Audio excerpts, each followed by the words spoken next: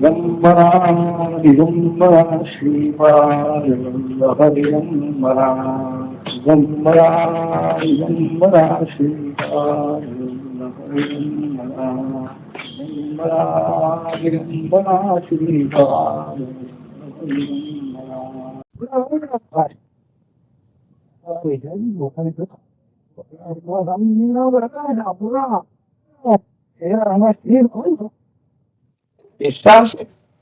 अत्यंत धर्मनिष्ठ देवाशी ब्राह्मणांची आणखी भक्ती करणं, दान धर्म करणं, अशा रीतीनंच कार्य चाललेले. मोठी शिवभक्त होती. एक मोठा मंडप घातलेला नृत्य गायन करण्याकरता, आणि तिथं एक माकड आणि एक कोंबडा असे दोन बांधून ठेवतो. त्यांचं रुद्राक्ष घातले. याप्रमाणे आणखी एके दिवशी एक मोठा श्रीमंत मनुष्य हातामध्ये रत्नाचं एक शिवलिंग आहे, त्याचा प्रकाश पडलेला आहे स्फटिकाचा. त्याचा सत्कार केला आणि त्या वेश्येनं आपल्या मैत्रिणींना सांगितलं की यांना तुम्ही विचारा, हे शिवलिंग यांना जर विकत द्यायचं असेल तर कितीही पैसे यांनी मागितले तरी मी यांना देऊ शकते. माझ्याकडे पुष्प पैसे, लाख, 10 लाख, 50 लाख पाटील नाही, तर यांची स्त्री म्हणून मी 3 दिवस यांच्या बरोबर राहण्याला, स्त्री पतिव्रत्याने राहण्याला माझी तयारी आहे. काय पाहिजे यांना विचार. त्यांनी विचारलं. तो म्हणाला मला पैसा नको. ही जर स्त्री माझी कुलस्त्री पतिव्रता म्हणून पतिव्रत्याने राहत असेल तर हे शिवलिंग द्यायला तयार आहे. आणि तिला विचार, तू काय म्हणाले स्त्री कुल पतिव्रता म्हणून शक्य आहे का तुला राहणं? तू वेश्या स्त्री आहे आणि तुझं कुठं पतिव्रत्य राहणार नाही. म्हणाले मी अगदी मनोभावाने 3 दिवस आणखी तुमची सेवा करायला द्या. बरं आहे, ठरलं. शिवलिंग दिलेलं आहे. हे लिंग म्हणजे माझ्या प्राणासमान आहे म्हणाले, असं रक्षण करायला पाहिजे. त्या मंडपामध्येच मध्यभागी एका ठिकाणी ते स्थापन केलं आणि अंतःपुरामध्ये ते गेले. इतक्या बाहेर आग लागली त्या मंडपाला. ते शिवलिंगही जळून गेलं आणि ते माकड आणखी कुक्कुट म्हणजे कुक्कुट माकड दोघेही त्याच्यामध्ये जळून गेले. हा आला बाहेर. धनिक मनुष्य श्रीमान रडू लागला, माझं शिवलिंग गेलं, माझं शिवलिंग गेलं. आता मी काही जिवंत राहणार नाही म्हणून तो अग्नी पेटलेलाच होता, त्याच्यामध्ये त्याने उडी मारली आणि त्याचाही नाश झाला. ती वेश्या असते, तिनेही तयारी ब्राह्मणाला बोलावं, मला सहगमन करायचंय. 3 दिवस यांची मी पतिव्रता स्त्री म्हणून आणखी मान्य केलेलं आहे. सूर्यचंद्रांच्या साक्षीनं माझा पती गेलेला आहे, अर्थात मला याच्याबरोबर सहगमन. भारतामध्ये वेश्या स्त्रिया सुद्धा पतिव्रत्य पाळणाऱ्या होत्या. केवढं भारताचं वैभव त्यावेळेला असतं. केवढं धर्माचं पालन त्यावेळेला होत असे हे अगदी विचार करण्यासारखे. सगळ्यांनी तुला काय म्हणाले, वेश्या स्त्रीला पतिव्रत्य वगैरे कुठं आणले म्हणाले. नेहमी नवीन मनुष्य कोणीतरी येणार, कुठली पतिव्रता नाही. मी कबूल केलेला आहे. 3 दिवस पतिव्रता म्हणून राहण्याचं मी कबूल केलेलं आहे. त्याप्रमाणे माझ्या पतीचा नाश झालेला आहे. मी याच्याबरोबर देह अर्पण करणार. ठरलेलं आहे, कुणाचंही ऐकलेलं नाही. चिता बेटी उडी आहे, आणखी कुंड मोठं तयार केलं, त्याच्यामध्ये आता उडी मारणार. टाकली उडी, दान धर्म केला आणि उडी टाकली. भगवान शंकर मंगळ झाले, वरच्यावर तिला झाली. अग्नी ही शांत झालेला आहे. आणखी ते म्हणाले मी चालू होतो. म्हणाले श्रीमंत मनुष्य तू धारण, मीच तुझी परीक्षा म्हणाले. धर्मधैर्य काय आहे हे पाहिलं. म्हणाले काय पाहिजे तो वर मागून घे, मला दुसरा वर काही नको. म्हणाले तेव्हा सर्वदावर तुमच्या जवळ राहायला मिळावं. माझे दास दासी सगळे माझे आप्त बांधव सर्वांना बरोबर घे. तुमच्या जवळ राहता यावं, रोज तुमचं दर्शन व्हावं, रोज तुमची पूजा करता यावी. तिला काय वेश्या स्त्री म्हणायचं का योगिनी म्हणायचं? केवढी बुद्धी आहे, धर्मावरती किती विश्वास आहे, ईश्वराबद्दल केवढी भक्ती अंतःकरणामध्ये आहे. उगीच तिला शिवदर्शन झालं नाही. स्वतःचा देह अग्नीमध्ये टाकण्याची तयारी, इतकं धैर्य दाखविलं. नंतरच तिला शिवदर्शन लगेच झाले. आणि कैलास पर्वतावर राहण्याची परवानगी तिला मिळालेली आहे. आम्ही नुसतं वादविवाद करू, नास्तिकपणा प्रगट करू, संशोधन आपण करतो असा अभिमान धारण करूनच आमचा धर्म इथं संपणार आहे. काही आमच्या पदरात पडले. पराशराने सांगितलं, राजा ते जे आहेत दोघे कुकडमध्ये तेच हे राजपुत्र आणखी तुझ्या प्रधानाचा पुत्र म्हणून जन्मा. पूर्वीच्या धर्मामध्ये रुद्राक्षाच्या माळा धारण करत होते. शिवाची पूजा झाल्यानंतर नृत्य गाजर वगैरे त्यांना ऐकायला मिळत होतो. त्यामध्ये राजपुत्र म्हणून जन्माला. आत्ता तर यांची चांगली वासना आहे, कशाला यांच्या विरुद्ध जातोस. म्हणून हा रुद्राक्षांचा महिमा त्यांनी सांगितला. रुद्राक्ष धारण केल्यामुळे आणि यांना राजपुत्राचा जन्म. शरीर कोणसंही मिळवू शकतो जीवात्मा. या शरीरामध्ये सगळं झालं पाहिजे, त्या आग्रहात काही कारण नाही. आणि तो आग्रह ईश्वराच्या सृष्टीमध्ये कधीच साधलं हे वैषम्य राहणारच नाही. नुसतं वैषम्य जाणं होऊन आमचा काही प्रयत्न त्याचा उपयोग होणार. याप्रमाणे राजाने विचारलं, महाराज आता हा राजपुत्र झालेला आहे, याचं भावी आयुष्य कसं आहे हे तरी सांगा. थांबलं, काय सांगू अरे बाबा, तुला वाईट वाटत नाही, सांगा. तुम्ही दुःखातून मुक्त करणार, सांगू म्हणा. याला म्हणाले 12 वर्ष आयुष्य, आणि त्या आयुष्यात फक्त 7 दिवस याचं आयुष्य शिल्लक राहील. 8व्या दिवशी याला बघतोय वंचितच पडणार आहे. सावध झाला, रडू लागला, महाराज एवढ्या संकटातून मला बरं आहे म्हणा. भगवान शंकरांची आणखी उपासना, रुद्राचं महात्म्य त्याने सांगितलेलं आहे. आणखी भगवान शंकरांना रुद्राभिषेक करावा. अतिरुद्र ज्याला त्यांना स्नान घालून त्या तीर्थाने या तुझ्या मुलाला तो स्नान घालत. आणि अशा रीतीनं हा अतिरुद्राभिषेक झाल्यानंतर याचे दोष सगळे दूर होतील.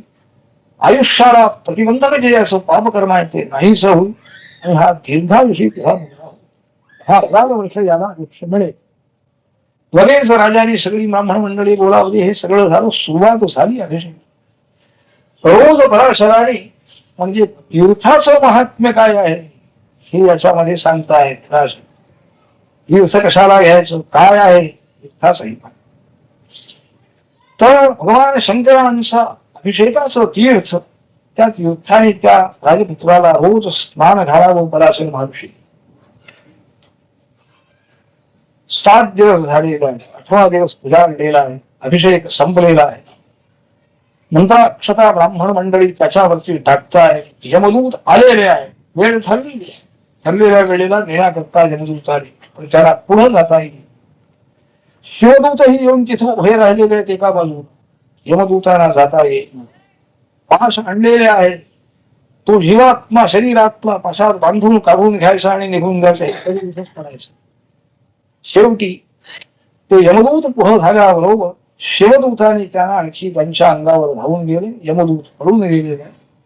तो राजपुत्र जो मूर्छित पडला होता तो एकदम त्याने डोळे उघडले आणि उठून बसलेला आहे. पराशर ऋषी सांगितलं, राजा तुझं काम झालं, शंकरांची कृपा तुझ्यावरती झालेली. हा तुझा पुत्र 10,000 वर्ष राहणार आहे. दीर्घ आयुष्य याला मिळालेलं आहे. आणखी हा मोठा शिवभक्त आहे आणि याचं कल्याण भगवंताच्या कृपेने होणार. भोजन वगैरे सर्वांची झालेली आहे. सिंहासनावरती पराशर महर्षींना बसविलं, त्यांचा सत्कार केला. इतक्यात नारद महर्षी आले. ते राजाने जाऊन त्यांचे पाय धरले, त्यांनाही एका आसनावर बसले. आणखी विचारलं, महाराज तुम्ही सगळीकडे फिरता, त्रैलोक्यामध्ये तुमचा संचार आहे, तुम्हाला काही पासपोर्ट वगैरे लागत नाही, काय वाटेल तिकडे जाऊ शकतात. मग काय नवीन काय घडलेला सांगा कधी. गोड म्हणाले, ते सांगण्याकरता जातो. काय झालं म्हणाले, तुझ्या मुलाचं आयुष्य संपलं. तुला पराशर ऋषींनी सांगितलं, तुझ्या मुलाला देण्याकरता ते यमदूत आले आणि याला घेऊन जाण्याकरता आले. मुलगा मूर्छित पडला होता. इतक्या शिवदूत आले. हे शिव मोठं, हे अभिषेकाचं कार्य मोठं झालेलं. इतकं आणखी मोठं पुण्यकर्म झाल्यानंतर शिवदूतही त्या ठिकाणी आले आणि त्यांनी त्यांच्या यमदूतावर हल्ला केला. ते पळून गेले. यमधर्माना जाऊन त्यांनी सांगितलं की आम्ही आता मृत्यू लोकावर जावं किंवा नाही. ते शिवदूत आम्हाला येऊच देत नाहीत म्हणाले. त्याचं आयुष्य संपल्यावर आम्ही आणायला गेलो काय, अगोदर गेलो नव्हतो आम्ही. तो यम हे रागावा, तो आला की शिवदूतांचा तो सेनापती वीरभद्र होता, तो मोठा होता. का म्हणाले आमच्या दूतांना का मारले, काय म्हणाले जिवंत सोडला हा काय अपराध झाला, म्हणजे जिवंत सुद्धा सोडणार नको तुझ्या चित्रगुप्ताला अधिकाऱ्याला बोलावा म्हणाले ऑफिस मधून. त्याचं आयुष्य किती आहे विचार केल्याशिवाय तुझे दूत आले कसे म्हणा, कुणी हुकूम केला याला आणण्यात. त्याने त्या चित्रगुप्ताला बोला, त्याचं पत्र काढून पाहिजे. जिवंत म्हणजे जन्माला आलं ते सगळं असतं, जन्माची आणि मृत्यूची सगळी निंदा असते. इथं सुद्धा कुठेतरी नोकरीला लागल्याबरोबरच त्याच दिवशी याची नोकरी केव्हा सुटणार ही सुद्धा नोंद असते म्हणतात. मला काही माहिती नाही पण सांगतात अहो इतक्या वर्षांनी याची नोकरी सुटणार आहे आणि त्या तारखेला हे असतं म्हणाल ते. तर त्याप्रमाणे त्याने पाहिलं ते कसं 12 वर्ष आयुष्य आहे, पुढं वाच म्हणाले संबंध वाच आहोत.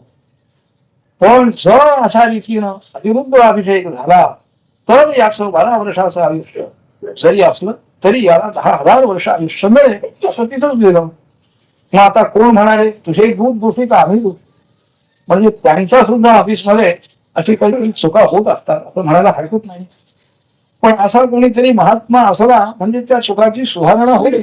पराशर ऋषी ज्या वेळेला आले म्हणून त्या चुकाची दुरुस्ती आहे, नाही तर हा गेला असता त्याचं शरीरही जाळून टाकलं असतं, नंतर त्यांच्या विचार होऊन काय करायचं.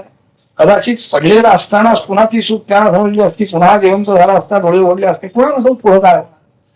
तर याप्रमाणे नारदाने सांगितलं बाबा पराशर महर्षी तुझ्याजवळ आले, तुला भेटले म्हणून हे सगळं तुझा मुलगा तुला मिळाला. तू सुद्धा आहे आणि शास्त्राची आज्ञा तू पालन केली, शास्त्रावर ईश्वरावर धर्मावर तू विश्वास ठेवलास म्हणून तुझा मुलगा तुला परत मिळालेला. म्हणजे मनुष्याकडून मानवाची शक्ती म्हणून जेवढी जगामध्ये आहे त्या शक्तीच्याकडून न होणारं जे काम आहे ते सुद्धा आणखी आपल्या शास्त्रीय कर्माच्या शास्त्रीय प्रयत्नाच्या योगाने आणि ते सुद्धा असाध्य काम होऊ शकतं. याचं उदाहरण महाराजांनी सांगितलेलं आहे त्या स्त्रीला. आणि म्हणून म्हणाले तुला रुद्राक्ष दिले, तीर्थ जल त्या प्रेतावरती टाकण्याकरता ह्याकरता सांगितलं म्हणाले. म्हणजे तीर्थाचं महात्म्य आणखी रुद्राक्षांचं महात्म्य भस्माचं महात्म्य हे सगळंही महाराजांच्या या चरित्रामध्ये आणखी आपल्याला सिद्धाने नामधारकांना सांगितल्यामुळे हे आपल्याला समजलेलं आहे. याच्यानंतर त्या माहूरची जी स्त्री होती तिचा पती वगैरे त्यांचा मुक्काम तिचं झालेला आहे. त्यांच्या सगळ्या आई बाबांनाही त्या मुलाच्या समजले, ते सगळं आई बाबा आले, या मुलीचे आई बाबा आले. फक्त आणखी महाराजांची पूजा केली, अभिषेक झालेला आहे, फक्त आणखी अन्नदान वगैरे केलेलं आहे आणि याप्रमाणे सर्वांना आणखी आनंद झालेला आहे. पुढे त्यांना आणखी काही पुरुष केलेला आहे तो आणखी सिद्ध नामदार. त्याप्रमाणे शेवटी निराशा निर्माण झाली. वैद्याने हात टेकले, सगळ्या आणखी यातील कर्म करणाऱ्या ब्राह्मणाने सांगितलं पुष्कळ केलं, काही त्याचा उपयोग होत काय करावं.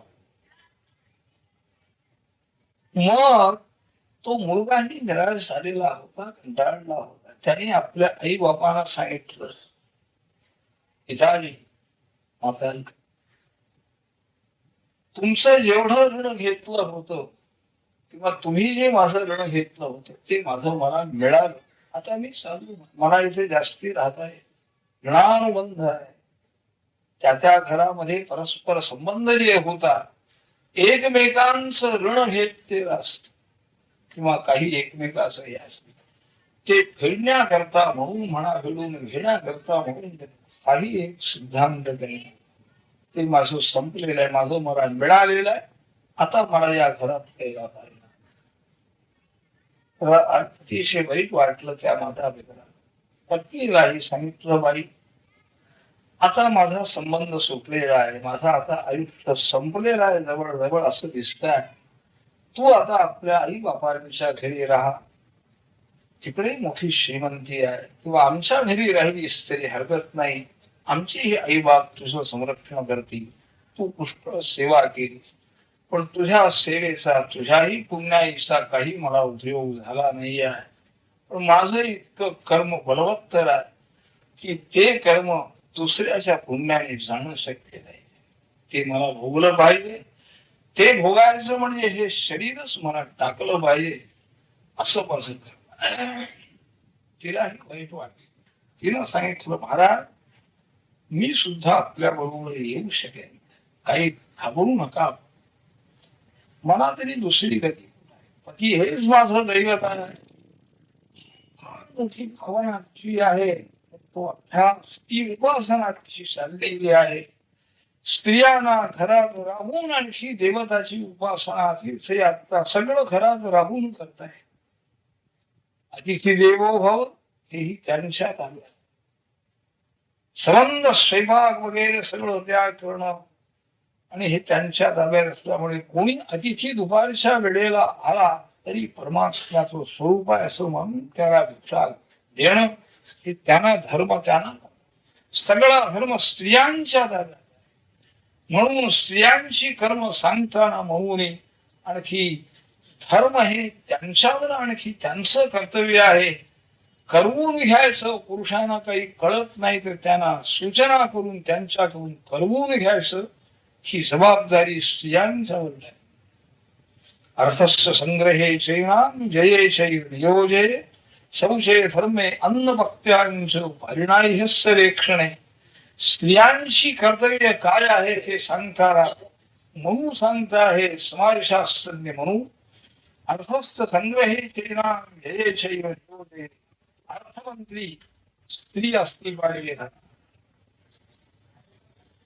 अर्थाचा जमा खर्च सगळा स्त्रीनं ठेवला पाहिजे ही जबाबदारी स्त्रियांच्यावरती आहे. म्हणजे कुठं काटकसर करायची, कुठं संग्रह करायचा, कुठं योग्य विनियोग करायचा द्रव्याचा हे सगळं त्यांच्यावर. स्त्री दाक्षिण्य भारतामध्ये नाही हे नुसता अपवाद आहे. स्त्री दाक्षिण्य किती अर्थाचा जमा खर्च स्त्रियांच्या ताब्यात असावा असा समाजशास्त्रज्ञ म्हणून सांगतोय भारतातला. स्त्री दाक्षिण्य नाही असं कोणत्या तोंडाने म्हणतात. त्यानंतर शुचिता हे फार मुख्य कर्तव्य आहे. अत्यंत पवित्रता घरामध्ये राहिली पाहिजे. यत्किंच सुद्धा अपवित्रता राहू नये ही दक्षता स्त्रियांनी घेतली पाहिजे. पुरुषापेक्षा स्त्रियांच्यावरती जितकी पवित्रता राहील तितकं आणि घरामध्ये देवतांचा निवास, लक्ष्मीचा निवास त्यांच्या शुचितेनं होणार. म्हणून ती जबाबदारी स्त्रियांच्यावर. धर्मे धर्म कार्य जे आहे, कुलधर्म कोणचे आहेत, कुलाचार कोणचे आहेत, कोणचे योग्य धर्म आहेत हे सगळं धर्माचं ज्ञान त्याने करून घेतलं पाहिजे आणि त्याप्रमाणे आपल्या घरामध्ये धर्माचरण चालू ठेवलं पाहिजे. ही जबाबदारी स्त्रियांच्यावर म्हणून टाकली. अन्नभक्त्यांच स्वयंपाक मुद्दाम उल्लेख केलेला. स्वयंपाक म्हणजे साधा नाही. शरीराचं आरोग्य, मनाचं आरोग्य सगळंही त्या अन्नावर अवलंबून आहे. पवित्र अन्न निर्माण झालं पाहिजे. वात्सल्य भाव प्रेमांतःकरणामध्ये असलं पाहिजे. कुठून तरी आला डबा, कुठून तरी हॉटेलमध्ये गेलं, कुठून तरी काहीतरी खाल्लं नाही आहे, मनाची जोपासना होणार नाही. कारण पूर्वीच्या वेळेला मुलांची उपनयन झालं, मुली झाल्या म्हणजे सगळी मुलं कुठं तरी आपली शिकायला पाठवून द्यायची मोठ्या मोठ्या रहिवाशाकडं. आणि ती मुलं दुपारच्या वेळेला भिक्षे करता येत असत. तर तो भिक्षेला आला मुलगा म्हणजे या आईला ती भिक्षा घालायला जायची आणि हिला आठवण व्हायची आपला मुलगाही असाच आत्ता कुठंतरी गेला असेल बिचारा बाळ माझाही भिक्षा मागायला. हे आपल्या मुलाचं प्रेम आणि मुलाची आठवण तिला व्हायची आणि त्या प्रेमाने तिनं त्या मुलाच्या झोळीमध्ये भिक्षा घालायची. हे अत्यंत वात्सल्य भाव जो आहे हाही त्यांनी त्याच्यामध्ये दाखवला. तेव्हा अन्नभाग जो आहे याला विशेष महत्व. अन्नभाग म्हणजे नोकरी नाही आहे, बायकांना नोकरी लावलेली आहे. चूल आणि मूल बायकांना दिलेला आहे भारतामध्ये आणि तिथं आता चूल मूल काढून घेऊन काय मोठी आणखी हे झालेली आहे, उन्नती झालेली आहे. 50 वेळा लग्न केलं, 60 वेळा लग्न केलं हे जर जाहिरात छापून येतात हेच की उन्नती, हेच काय संशोधन आहे, उत्कर्ष हाच आहे. प्रेमाला जिथं किंमत नाही आहे, मनावरती जिथं ताबा नाही आहे आणि त्याला उन्नती समजताय, ही कशी उन्नती? अन्नभत्यांश आणि दुसरं एक कर्तव्य शेवटचं म्हणून सांगताय, हरिणायशस्यपेक्षा. घरामध्ये किती भांडी आहे, किती वस्त्र आहे, किती दागदागिनी आहे, ही सगळी तिच्या डोक्यामध्ये पाहिजे. पुरुषापेक्षा ही जबाबदारी जास्ती स्त्रियांच्या प्रती असल्यामुळे घरात तिला राहावं लागतं. आणि घरात राहून सुद्धा कोणतंही कर्म करण्याच्या वेळेला स्त्री दाक्षिण्याचं इतकं उदाहरण त्याने दिलेलं आहे. कोणत्याही कर्माला स्त्री जवळ असल्याशिवाय त्याला कर्म करण्याचा अधिकार नाही. दंपत्यो सहा अधिकारा. पुण्यकर्म करायचंय, पुण्याहवाचन करायचंय, गणपती पूजन करायचंय, कोणताही यज्ञ करायचा आहे, स्त्री जवळ असेल तर ते कर्म होऊ शकेल, नाही तर त्याला एकट्याला करता येत नाही. त्याला काय स्त्री दाक्षिण्य म्हणायचं की नाही, काय म्हणायचं? स्त्री आणि श्री म्हणजे लक्ष्मी घरामध्ये सारख्या आहे अशी भावना करायला म्हणून सांग. घरामध्ये अशा प्रकारची जी स्त्री आहे ती आज साक्षात गृहलक्ष्मी म्हणून त्याने मानावं, ही भावना पुरुषांनाही त्याने सांगितलेलं आहे. पुष्कळ आता मोठी मोठी मंडळ काढतात, स्त्रियांची मंडळ, त्यांना काहीतरी शिकवतात, काहीतरी करतात. पुरुषांच्या विरुद्ध सगळेच आता एकंदर भेदनीती त्याने करून गेले. त्याच्याही भेद करून गेले स्त्री पुरुषांमध्ये. तर याप्रमाणे पतिव्रता स्त्री आहे, त्यामुळे पती हेच दैवत आहे. हा अभ्यास आहे, बुद्धिभेद नाही आहे, स्थिर बुद्धी आहे. आणि तिने आपल्या पतीला सांगितलं, महाराज मी आपल्या बरोबर असताना काही आपण काळजी करू, मला कुठं जायचंय, काय करायचं, माहेर संपला, आता हेच माझं घर आहे. सगळ्यांना वाईट वाटलं, रडायला लागले आई बाप. मग हिनं सांगितलं, ही मोठी धीराची मुलगी होती, वय लहान होतं 16 वर्षाचं, फार मोठा बुद्धी तिला मिळेल आहे. तिला आपल्या सासू सासऱ्यांना सांगितलं की आपण आम्हाला कुठंतरी लावून द्या. एखादा महापुरुष जिथं असेल त्या महात्म्याला आम्ही शरण जातो, म्हणजे आमचा रोग जाईल. सत्पुरुषाची कृपादृष्टी झाली की सगळी पापं नष्ट. आजपर्यंत पुष्कळ औषधं दिली, पुष्कळ होम हवन यज्ञ याग सगळे झाले, मंत्र जप झाले, कशाचाही उपयोग झाला. पण याच्यापेक्षा महात्म्यांची कृपादृष्टी जी आहे त्यांची झाली की सगळी पाप नष्ट होती आणि यांना आरोग्य प्राप्त होते. कुठं लावून देणार? तर तिथपर्यंत कीर्ती गेली होती महाराजांनी. गाणगापुरामध्ये एक महात्मा आहे, त्यांची कीर्ती गावोगाव पसरलेली. त्यांच्याही कानावर आलेली होती. त्या मुलीनं सांगितलं, महाराज गाणगापुरामध्ये आम्हाला लावून द्या. आता केवढा भयंकर प्रसंग. 2-3 वर्ष क्षयरोगामध्ये सापडलेला तो मनुष्य किती अशक्त झाला असेल. पण आता एक आशेचा एक किरण आहे, जाऊया, महात्म्यांची कृपा झाली तर बरं होईल असं वाटलं. आणि त्याने डोली वगैरे तयार केली, त्याच्यामध्ये आणखी त्याला जेवलेला आहे. बरोबर 10-5 माणसं काहीतरी दिली आणि आपल्या सुनेला सांगितलं, बाई तुझ्या पुण्याईनं तरी आणि याला जीवदान मिळेल असं आम्हाला खात्री वाटते, तू घेऊन जा. परवानगी निघालेली आहे. माहूर आणि माहूर पासून गाणगापूर किती लागत आहे. त्यावेळेस काही एसटी नाही किंवा विमान नाही किंवा गाडी नाही, रेल्वे नाही, काही हळूहळू चालत नाही. प्रवास करीत करीत आणखी येऊन पोहोचलेले आहे. गाणगापुरापर्यंत व्यवस्थित आहे सगळं.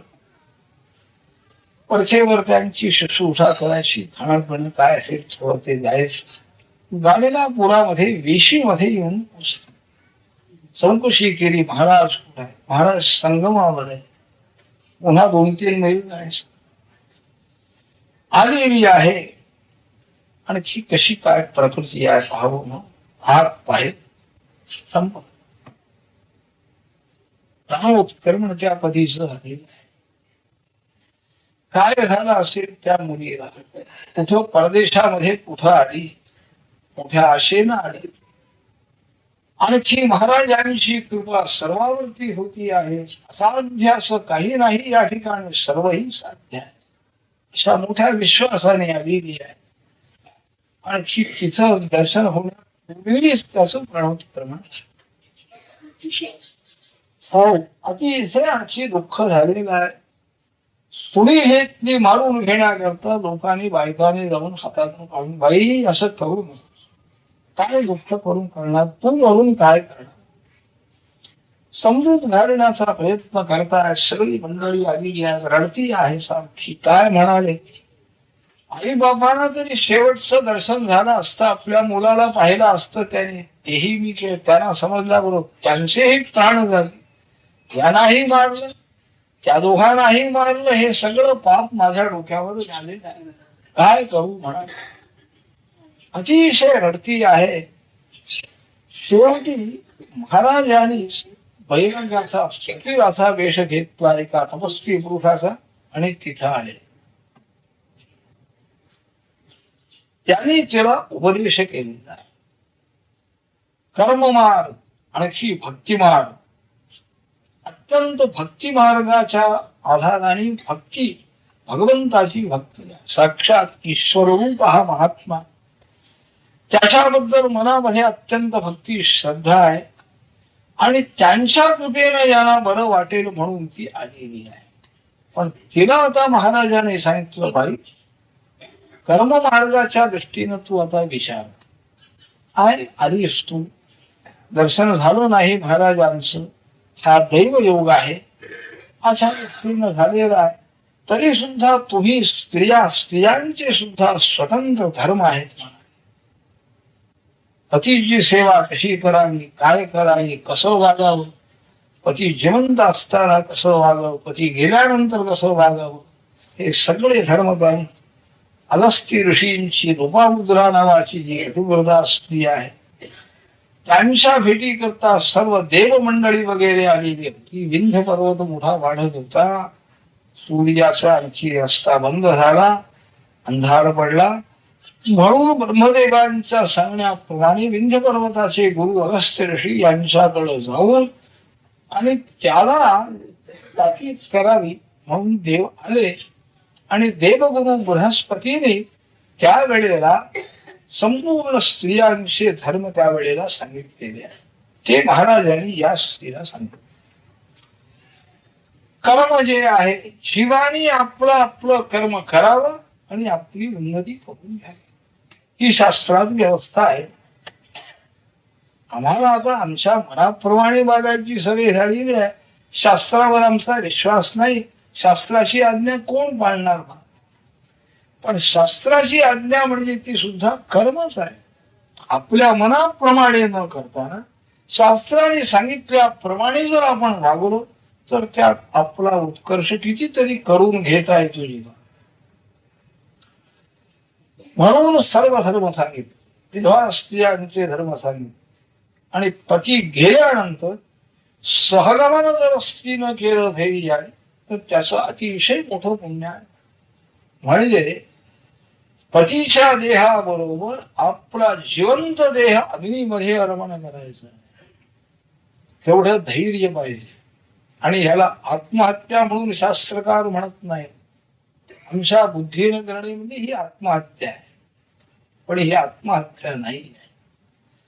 कारण त्याचा आत्मा म्हणजे त्याचं मन हे किती मोठं झालेलं. त्या स्त्रीच की आपलं स्वतःच शरीर जिवंत शरीर आहे, अग्नी पेटलेला आहे आणि त्या अग्नीमध्ये शरीर अर्पण करायचं. शरीराकडं लक्ष नाही आहे. शरीराकडे लक्ष असताना अग्नीला पाहूनच मनुष्य बाजूला होईल, अग्नीच्या जवळ सुद्धा जाऊ शकणार नाही. कारण तो ताप जवळ गेला म्हणजे ताप पेटलेली आहे चिता, जवळ गेल्याबरोबर ती उष्णता लागते, पण तिकडे लक्ष नाही. म्हणजे शरीरात्मवाद पूर्णपणे गेलेला आहे मनात.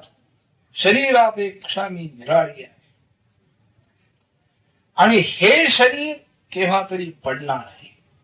तेव्हा हे शरीर शास्त्राप्रमाणे या ठिकाणी चिसेमध्ये जर मी अर्पण केलं तर पुन्हा मला दिव्य शरीर प्राप्त होईल, माझ्या पतीलाही दिव्य शरीर प्राप्त होईल, आणखी मला स्वर्ग लोकामध्ये अनंत काळपर्यंत आणखी राहण्याचा अधिकार मिळेल, हा विश्वास आहे शास्त्राने. तो विश्वास उत्पन्न झाल्यामुळे आणि शरीराची आसक्ती पूर्ण सुटलेली आहे, हे धैर्य आहे. शरीर मी नाही. रणांगणामध्ये युद्ध करणारा जो आहे, शत्रू बरोबर लढाई करणारा जो सैनिक आहे, त्या ठिकाणी जर त्याचा देहपात झाला तर ती काय आत्महत्या नाही. शरीर आत्मवाद त्याचा केव्हा सुटलो.